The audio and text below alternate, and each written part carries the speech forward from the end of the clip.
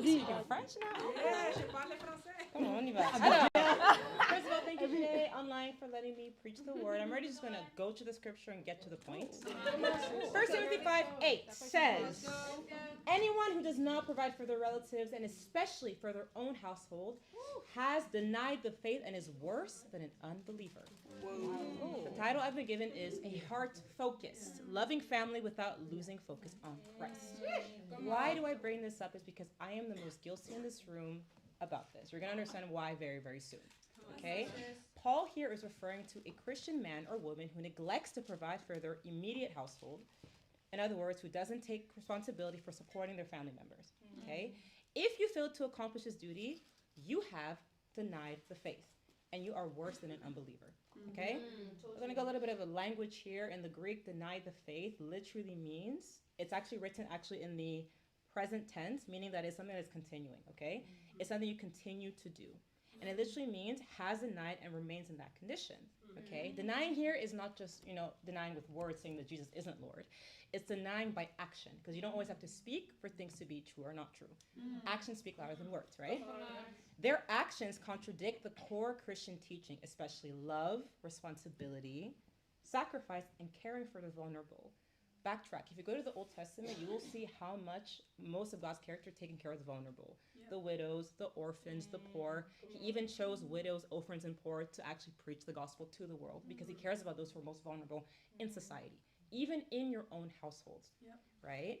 And what it's saying is that their life contradicts their faith. If you're not taking care of your family, you're contradicting your faith. You're a hypocrite. You're not really a Christian. To be very point blank, period, okay? Now, the word worse than an unbeliever literally means worse than an unbelieving one. So in the ancient world, whether you were a Greek, Jew, or Roman, it didn't matter.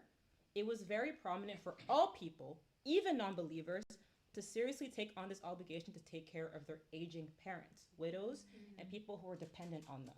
So it's not just a Christian thing, it was a societal thing. Everybody had to take care of their families, especially their parents who were aging old. Dutch society, with all due respect, you don't take care of your elders. You put them into homes and you let them to rot there. The Christian faith is also calling us to go back to take care of our family members.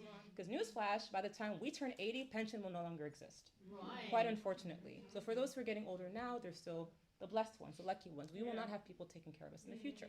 All right? So we need to take care of those who are aging. And I say this with love, but it's just a reality, right? And the basic moral duty as a civilized society was to take care of elders. A Christian who refuses to take care of their family is behaving at a level below moral standards and surrounding cultures. So why was this so serious, sisters? Not only did Roman law literally oblige children to take care of their elders, it was actually a law, and if you did it, you would get fined. You were forced to take care of your parents, right?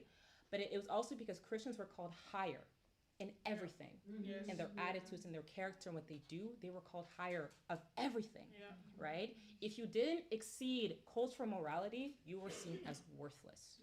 People would look down on you. It was very, very serious, sisters. For Christians to fill out what even pagans, aka non-believers, or called the Gentiles, did was a sincere and severe witness against their faith. So how does that apply to our lives nowadays? When you go home to your family this holiday season, don't deny your faith through your actions. Do not use church as a cover-up to not take care of your family. And again, I am saying it because I've done it. What does this mean? How does it look like? Using Bible studies as an excuse to not spend time with anyone. It's not true. You need to still prioritize your mom and dad and your brothers and sisters. Or your aging grandmother, right? Using online means of the body to neglect time with people. Using your prayers and quiet times, the time prayer that you do it in the morning, to just not spend time with your parents. All of it is just excuses. And guess what? You're making church look like a bad place. You're giving them a reason to badmouth your faith. Don't use church as an excuse to not take care of your family, right? Now, using your prayers and quiet times, again, I'm very susceptible to that. I've done it before, and I've neglected my family for a long time, and I've harmed them because of it. And because of that, it caused a very big tear in my family. For almost 3 years, I barely spoke to my parents, and it was my fault. It was me, because I was being religious. Your religiosity will kill you, and it will kill those around you. Do not do it, sisters. I really encourage you not to.